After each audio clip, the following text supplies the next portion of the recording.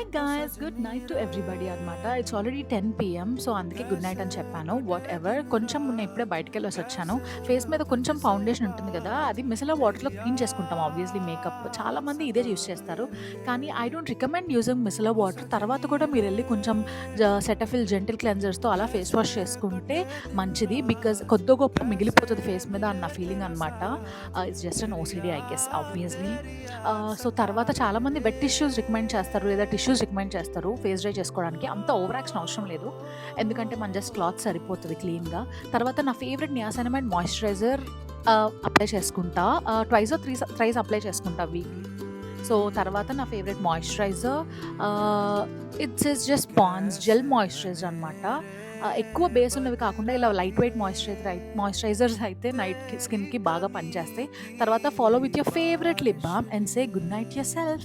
See you in the next video. Bye bye.